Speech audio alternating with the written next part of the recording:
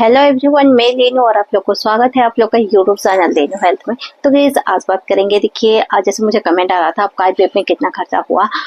देखिए मैं तो जनरली आपको बता रही हूँ, मतलब वीडियो में जैसे मेरा मतलब 5 से 6 लाख तक आईवीएफ में खर्चा होता है। बट मेरा जो था ना 10 लाख 12 लाख 13 लाख खर्चा हो गया था। तो मेरा इतना क्यों हुआ था वो मैं बताऊंगी। देखिए मुझे कमेंट आ रहा था कि आपका कितना खर्चा हुआ है। मैं तो एग्जैक्ट बता नहीं पाती थी कि मेरा कितना खर्चा हुआ है। अगर मैं किसी को कमेंट कर दूंगी कि मेरा 12-13 लाख खर्चा हुआ है तो सबको लगेगा कि आप वीडियो बनाते हो 5-6 लाख बोलते हो, आपका इतना कैसे खर्चा हो गया। और जो न्यू ऑडियंस है ना, उनको ऐसा लगेगा कि आईवीएफ में इतना खर्चा होता है तो हम लोग नहीं करेंगे आईवीएफ।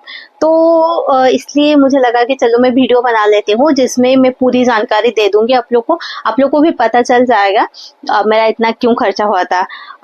ये बहुत रेयर केसेस में होता है। अगर किसी का कोई कॉम्प्लिकेशन वगैरह है देन उनको हो सकता है ज्यादा खर्चा हो, अदरवाइज ज्यादा खर्चा नहीं होता है, 5-6 लाख के अंदर में हो जाता है।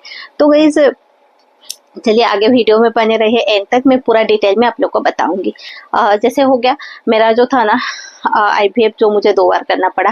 फर्स्ट तो ऐसा था कि मेरा प्रीटर्म डिलीवरी हो गई थी और वो साइकिल में मेरा डिलीवरी तक 4 लाख खर्चा हो गया था। वो इसलिए हुआ कि मेरा जो था 2.5 लाख का मैं पैकेज ली थी, वो 2.5 लाख खर्चा हो गया। मतलब वो ट्रांसफर से पहले आपको 2.5 लाख डिपॉजिट करना पड़ेगा, वो हो गया। फिर जैसे मेरा 22 वीक में डिलीवरी हुई थी तो वहां तक आपको जैसे एनुअली स्कैन हो गया, एंटी स्कैन हो गया, ब्लड टेस्ट वगैरह हो गया, उतना दिन का जो 4-5 बार, उसका बीच में अब तो 4 बार या 5 बार जो है अल्ट्रासाउंड वगैरह हो जाता है, डॉक्टर कंसल्टेशन जाना आना, मेडिसिन वगैरह भी कहीं ना कहीं कॉस्टली होता है। इसलिए मेरा 5 लाख तो हो ही गया था और डिलीवरी में 70,000 जो खर्चा हुआ था।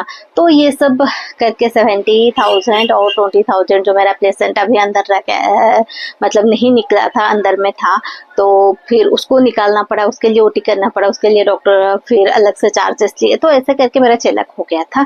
और वो आईवीएफ जो था ना मेरा सक्सेसफुल नहीं रहा। मेरा मतलब प्रीटर्म डिलीवरी हो गई और मेरा बेबी जो था वो भी सर्वाइव नहीं कर पाए 22 वीक में। मतलब ये सब इंडिया में सर्वाइव कर पाना बहुत ही मुश्किल है। मतलब 99% नहीं होता है, 1% जिसका किस्मत अच्छा होता है उनको हो जाता है। बट मेरा किस्मत इतना अच्छा नहीं था उस टाइम।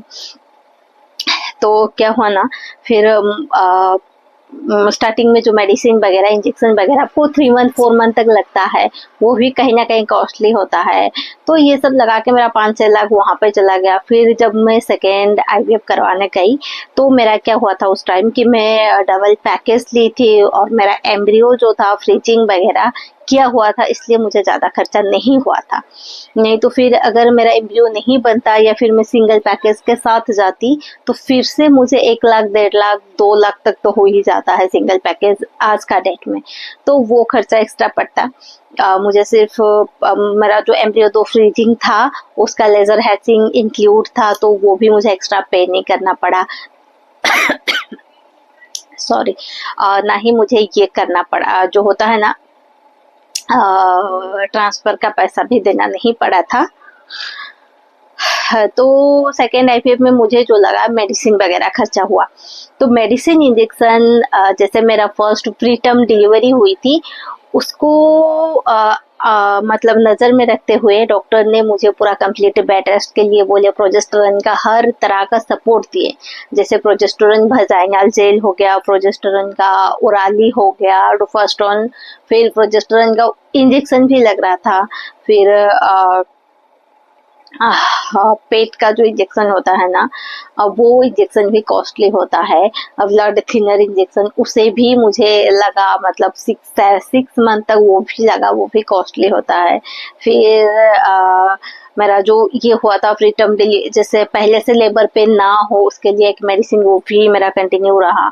तो और जैसे आपको पता होगा मल्टीविटामिन विटामिन वगैरह हो गया, फिर आयरन हो गया, कैल्शियम हो गया, फिर इकोस्पिन हो गया, फिर आपको ये भी चलता है और एक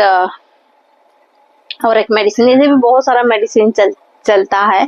तो वो सब मिला के मुझे आईवीएफ का जितना खर्चा नहीं था, क्योंकि मेरा सेकेंड स्टेप था तो मैं पैकेज में इंक्लूड था, तो मुझे मेडिसिन में ज़्यादा खर्चा हुआ। कंप्लीट बेड रेस्ट में होता है, आपको डॉक्टर के पास जाना आना आपको, तो ऐसे भी अगर आप फर्स्ट आईवीएफ हो, कोई भी आईवीएफ हो, कोशिश कीजिए कैब में जाने के लिए, जैसे सेफ्टी देखने के लिए। फिर हो गया मेरा सर्वाइकल सर्कलेज हुआ था, उसमें भी 30,000 खर्चा हुआ था। तो फिर डिलीवरी में 1 लाख तक हो गया था। तो मुझे इसलिए ज़्यादा खर्चा हुआ first IVF, first cycle second cycle मिला के, और डिलीवरी दोनों का करना पड़ा। मतलब फर्स्ट भी जो प्रीटर्म डिलीवरी, मुझे डिलीवरी से पहले पेन हो गया था, फिर डॉक्टर लेके हॉस्पिटल में एडमिट करने का 2-3 दिन में एडमिट होके रही, फिर जाके मुझे जो है डिलीवरी हुई थी। 2 दिन तो रहना पड़ा था। तो ये सारी चीजें मिला के जो है मेरा 12 लाख तक खर्चा हो गया था। तो अगर आप ऐसे जा रहे हैं, आपका कोई कॉम्प्लिकेशन वगैरह, देखिए पहले तो कुछ पता नहीं चलता है। जैसे मेरे केसेस में मैं बोलूँ कि मुझे थोड़ी पता था कि मेरा फर्स्ट साइकिल ऐसा होगा, मुझे सेकेंड करना पड़ेगा, फिर सेकेंड में कंप्लीट बेड रेस्ट ये सारे कुछ करना पड़ेगा। तो आप जैसे जाते हो ना, वहाँ पे हो सकता है 99% नहीं होता है, 1-2 जो हो जाता है किसी का ऐसा कुछ कॉम्प्लिकेशन, तो आपको जो है मान के चलिए 5 से 6 लाख के बीच में ही हो जाता है। अगर ज्यादा किसी का मेरे जैसा कोई कॉम्प्लिकेशन रहा तो हो सकता है थोड़ा सा ज्यादा पैसा लगे। तो मुझे बहुत कमेंट आ रहा था कि आपको इतना पैसा क्यों लगा, कि 12-13 लाख, हम लोग को तो इतना नहीं लगता है। देखिए सबको नहीं लगता है, तो मेरा थोड़ा सा केसेस जो था बहुत कॉम्प्लिकेशन था, इसके वजह से मुझे ज्यादा लगा, बट आप लोग को नहीं लगेगा। और हाँ, और बहुत लोग हैं जो आईवीएफ से डरते हैं कि इतना पैसा खर्चा होगा, नहीं करेंगे। देखिए मेरे लिए भी कहीं ना कहीं अफोर्ड कर पाना मुश्किल था। फिर एक होता है ना, अगर आप एक चीज ठान लेते हो कि हाँ मुझे करना है, देन आपको रास्ता जो है ना कहीं से निकल जाता है। तो ये भी ऐसा होता है। तो देखिए अगर आपके पास जैसे जो एडजस्ट करके अगर आप कर पाते हो, तो मेरे हिसाब से आईवीएफ करके एक बेबी लेना चाहिए। क्योंकि एक दिन होगा ना, आपके पास पैसा भी होगा, बट आपका एज नहीं होगा उस टाइम कि आप एक बच्चा हो सके, आपका खुद का एक बच्चा हो सके। तो मेरे हिसाब से जो मुझे सही लगता है, तो हम लोग के लिए भी इतना 12 to 13 लाख अफोर्ड कर पाना मुश्किल था, फिर भी हम लोग जैसे तैसे करके किए। तो आप आईवीएफ से घबराए नहीं, जाइए डॉक्टर से बात कीजिए।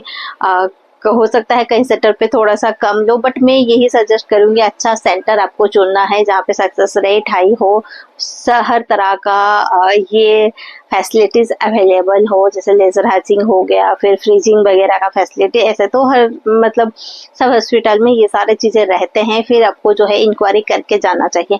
तो गाइस अगर आज का ये वीडियो आप लोग को हेल्पफुल लगे, इन्फॉर्मेटिव लगे, वीडियो को जरूर लाइक शेयर कर दीजिए, और आप लोग मेरे चैनल पर नए तो चैनल को सब्सक्राइब भी कर लीजिए। फिर मिलते हैं अनदर न्यू वीडियो में। Thank you so much.